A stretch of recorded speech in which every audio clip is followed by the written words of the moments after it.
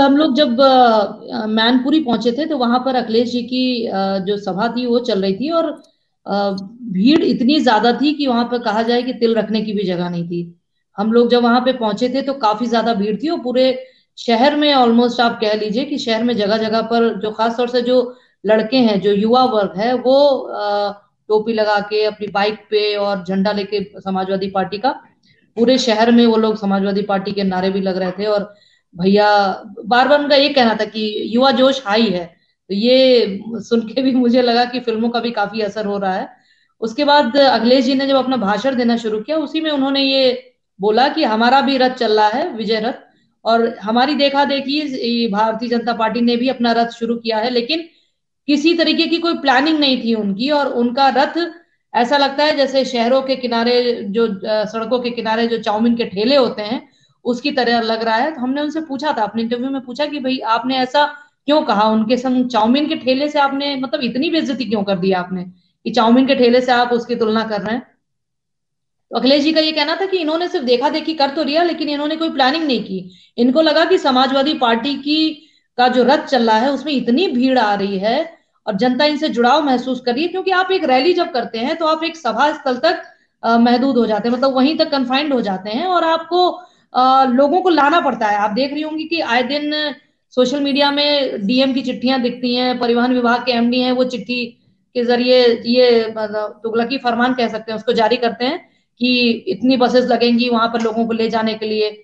लेकिन जब आप खुद अगर एक रथ के जरिए चलते हैं तो आप ज्यादा से ज्यादा एरिया भी कवर करते हैं, ज्यादा से ज्यादा लोगों के बीच में जाते हैं, किसी को लाने की जरूरत आप तक नहीं पड़ती है, लोगों के पास आप जाते हैं। जैसा हम देख रहे थे, मैनपुरी से एटा तक लगातार लोगों का हुजूम, तकरीबन तकरीबन 1000 तो गाड़ियां थी जो फोर व्हीलर्स थी।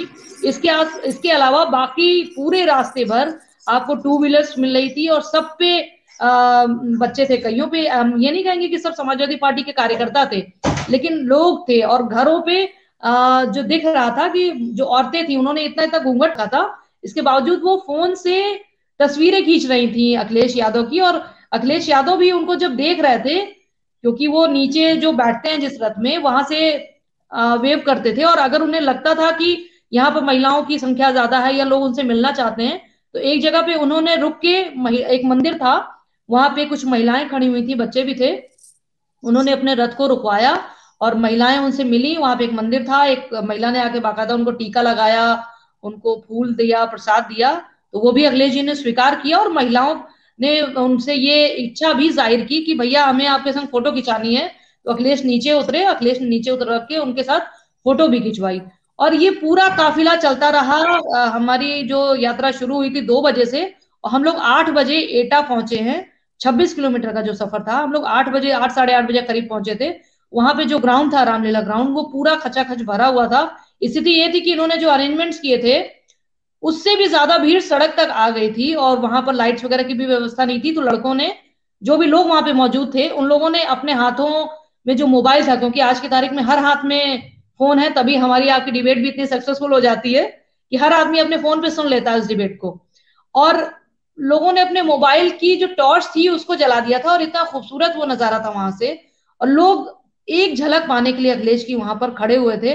कई लोगों से हमारी बात हुई, लोगों से हमने ये भी पूछा कि भाई भारतीय जनता पार्टी राशन दे रही है, आपको इतनी सारी चीजें दे रही है, आपके अकाउंट्स में पैसे जा रहे हैं, आपको बिजली मिल रही है, तो उनका ये कहना था कि ये राशन वाशन सिर्फ मार्च तक ही तो है, मार्च के बाद से तो फिर हम भुखमरी की कगार पे आ जाएंगे, तो हमें ऐसी सरकार नहीं चाहिए। उसके बाद अखिलेश जी का जो कारवां, जितनी देर हम रहे, हम वहां पे उनके साथ 11:30 बजे तक रहे, 11:30 12 बजे तक। तब तक उनके काफिले से भीड़ कम नहीं हुई। जो हमें 2 बजे से जो स्टार्ट हुआ था, वो 11:30 बजे तक उनके साथ बदस्तूर भीड़ का जो काफिले का जो साइज था, वो वैसे का वैसा ही था।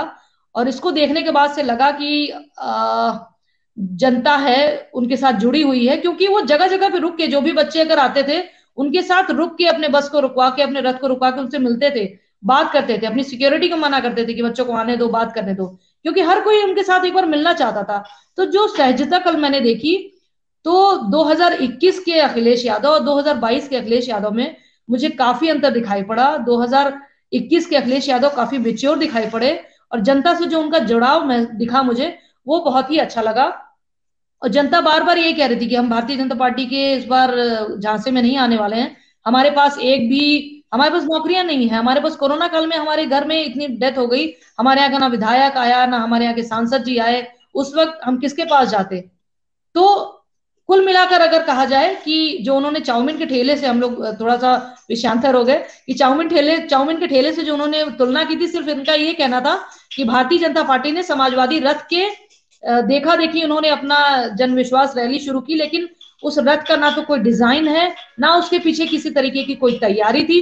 और आज देखिए बलिया में, बागी बलिया की भूमि पर वो जब रथ निकला तो वहां पर लोगों ने उसके ऊपर पथराव किया, हालांकि 2 लोगों के ऊपर एफआईआर भी हुई है, लेकिन लोगों ने उस रथ को ही भगा दिया वहां से, उसको एक्सेप्ट तक नहीं किया।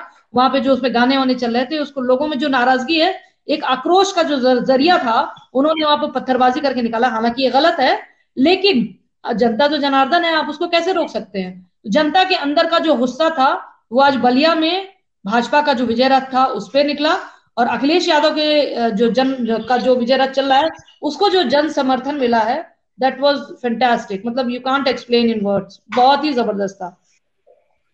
और आप हमसे जुड़े रहने के लिए सब्सक्राइब करें YouTube पर, फॉलो करें ट्विटर पर और लाइक करें Facebook पर। और ज्यादा जानकारी के लिए आपको टाइप करना होगा सिर्फ न्यूज़ नशा।